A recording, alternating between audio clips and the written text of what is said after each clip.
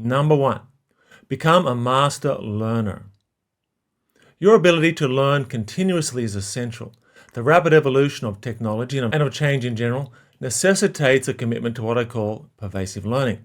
Your ability to learn readily across formal and informal contexts and across multiple domains of life, not just career, but relationships, physical and mental well-being, finances, technologies, and more.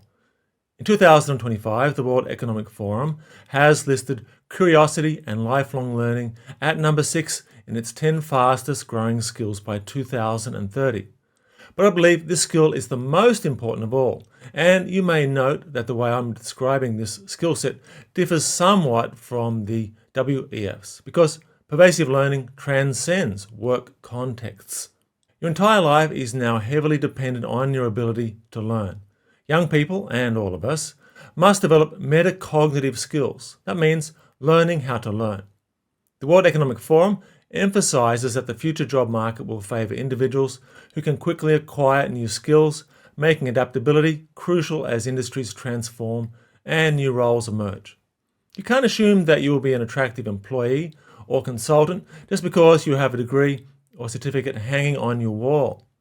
You're going to have to be really smart and become a master learner, and not just in the classroom, because your school can't possibly equip you with more than a fraction of the skills and aptitudes you're going to need to acquire for work and to live well. Your professor can't really teach you people skills, enhance your mental health, or boost your financial smarts. Geez, I know plenty of academics who are pretty dumb in these areas. Not me, of course. So, more than ever, you must learn how to teach yourself. We must therefore develop an understanding of the very nature of learning and continually challenge ourselves to acquire new knowledge and new skills throughout life. There are many distinctions I could go into here, but the truth is you have to take a good look at yourself and identify how you learn best and why you fail to learn in other situations. A very common attitudinal error is to assume I'm stupid or I'm not good at that. Every learning situation requires an identification of the problem and the development of a smart strategy to overcome the problem, and you have to develop the self-belief that you can learn what is required. Deliberate practice is another concept you should explore, where we develop carefully planned learning experiences tailored to help us learn efficiently. Think of that as developing your own classes and being your own teacher. And nowadays, with generative AI as your tutor, that has never been easier. Let me share my first tale. In my second year of university back in the 1980s, I took a French class and found myself disinterested and struggling.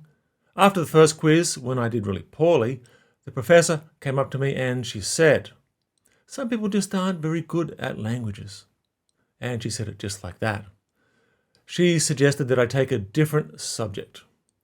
Now, because of my low self-belief, instead of trying to think through the problem and solve it, I believed her and immediately dropped French. That idea that I sucked at language learning stayed with me for several years.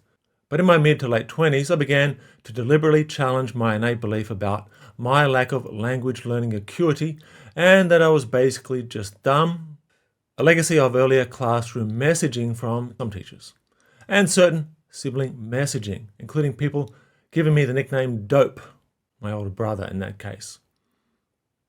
And so by the time I went to Taiwan at the age of 33, I deliberately set out to learn Chinese, considered to be one of the most difficult languages for native English speakers. It took a while, but today my Chinese is quite good, not perfect, but I think I can say that I'm conversationally fluent.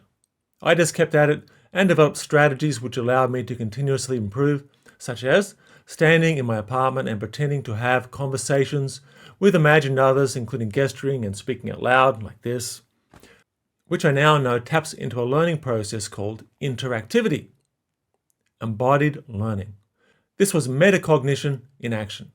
Me learning how to learn. Embracing the philosophy and attitude of pervasive learning can encourage you to remain curious and open to new experiences, allowing you to learn, grow, and thrive in diverse contexts across your entire lifespan and in multiple personal and professional contexts.